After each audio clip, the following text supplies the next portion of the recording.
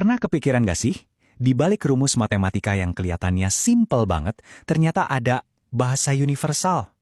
Bukan cuma soal angka dan simbol, tapi mungkin sebuah peta buat memahami alam semesta, bahkan jejak sang pencipta. Yuk kita telusuri bareng-bareng filsafat di balik angka. Kita semua tahu lah ya, di luar kepala, 1 dikali 1, ya hasilnya 1. Gampang. Tapi pertanyaan yang jauh lebih menarik itu bukan apa jawabannya, tapi kenapa jawabannya begitu. Nah, pertanyaan kenapa inilah yang jadi tiket masuk kita ke dunia filsafat, teologi, dan rahasia besar di balik angka. Jawabannya itu ada di sebuah konsep yang namanya aksioma.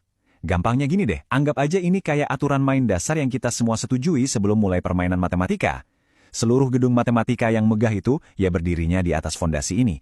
Jadi 1 kali 1 sama dengan 1 itu benar bukan karena sulap, tapi karena kita sepakat menjadikannya salah satu pilar utama dari sistem logika yang kita bangun bersama.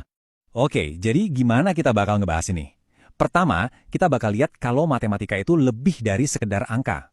Terus, kita masuk ke debat seru, matematika itu ditemukan atau diciptakan. Dari situ, kita intip dari kacamata Islam menyelami arti angka 1. Dan terakhir, kita lihat gimana semua ini nyambung ke ibadah dan keadilan sehari-hari. Baik, kita mulai dari yang pertama. Mari kita bongkar pemahaman kita soal apa itu matematika sebenarnya. Coba deh, lupain dulu pusingnya soal ujian matematika. Pada intinya, matematika itu ilmu soal pola. Serius, mulai dari bentuk spiral di cangkang siput, orbit planet yang super teratur, sampai naik turunnya harga saham. Semua itu pola. Matematika itu bahasa universal yang mengungkap struktur dan logika tersembunyi yang bikin alam semesta ini bergerak. Nah, ini nih yang seru. Pertanyaan filsafat yang udah ada dari dulu. Matematika itu kita temukan atau kita ciptakan? Apa konsep kayak pi atau teorema Pitagoras itu udah ada di alam sana, tinggal kita singkap aja? Atau itu murni hasil kreasi jenius otak manusia? Biasanya ada dua kubu besar nih. Di satu sisi ada Platonisme. Mereka percaya matematika itu kayak benua yang udah ada dari sananya. Tinggal kita temuin aja petanya. Para matematikawan itu ibarat penjelajah. Di sisi lain ada konstruktivisme.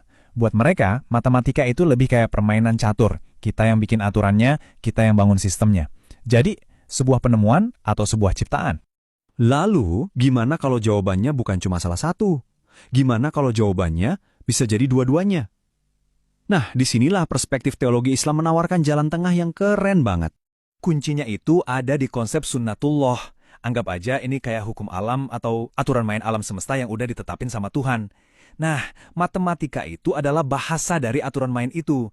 Jadi kita sebagai manusia menemukan bahasa yang telah diciptakan oleh Tuhan. Sebuah sintesis yang indah kan? Dan ide ini tuh bukan ngarang loh. Coba deh kita lihat ayat ini. Jelas banget dibilang matahari dan bulan beredar menurut perhitungan. Perhitungan, bukan kebetulan. Ini seolah-olah ngasih tahu kita kalau keteraturan matematis di alam semesta ini adalah salah satu tanda kebesarannya. Dan ini bukan cuma teori loh. Dulu, di era keemasan Islam, para ilmuwan itu ngelihat matematika sebagai ibadah. Mereka bukan ngerasa menciptakan sesuatu, tapi menyingkap keteraturan ilahi. Kayak Al-Khwarizmi, yang namanya jadi algoritma. Beliau itu lagi memetakan bahasa Tuhan, bukan bikin bahasa baru. Sekarang, kita masuk ke bagian yang menurut saya paling dalam. Kita bakal lihat gimana angka paling dasar, angka 1, bisa jadi cermin buat konsep ketuhanan yang paling utama. Lihat deh angka ini, cuma 1. Simple, sendirian, tapi semua angka lain lahir dari dia. 2 itu kan 1 tambah 1, 3 itu 1 tambah 1 tambah 1. Jadi angka 1 ini kayak sumber dari segala bilangan. Nah, disinilah kita nemuin analogi yang wow, luar biasa. Konsep utama dalam Islam kan tauhid, keesaan Tuhan. Coba lihat deh paralelnya.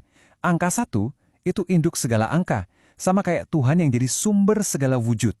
Angka 1 nggak bisa dipecah-pecah lagi, persis kayak sifat Tuhan, Al-Ahad, yang Maha Esa. Dia berdiri sendiri dan dia yang paling awal. Lewat angka 1 doang, kita kayak dikasih contekan buat memahami konsep metafisik. Oke, habis ngobrolin yang tinggi-tinggi, sekarang kita coba tarik lagi ke bumi. Gimana sih bahasa keteraturan ini muncul dalam kehidupan dan ibadah kita sehari-hari? Nah, ini masuk ke dalam konsep muamalah. Idenya adalah ketika kita pakai matematika secara tepat dan adil, itu sendiri udah jadi bentuk ibadah. Jadi jembatan antara hubungan kita sama Tuhan dan hubungan kita sama sesama manusia. Contohnya gini, dalam hubungan kita ke Tuhan, presisi matematika itu jadi bukti ketaatan. Menghitung arah kiblat yang akurat, mastiin zakat itu pas 2,5%, sampai ngitung warisan yang aturannya detail banget.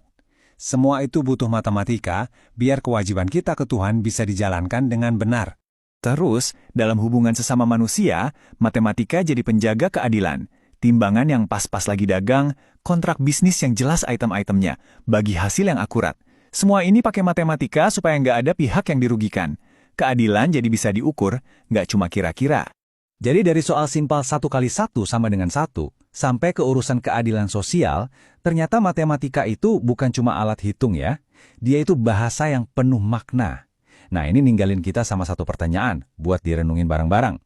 Kalau matematika ini beneran jejak keteraturan dari Tuhan, kira-kira di bagian mana lagi ya dari hidup kita bisa nemuin pola-pola ilahi ini? Ya mungkin selama ini ada di depan mata kita, tapi nggak kita sadari.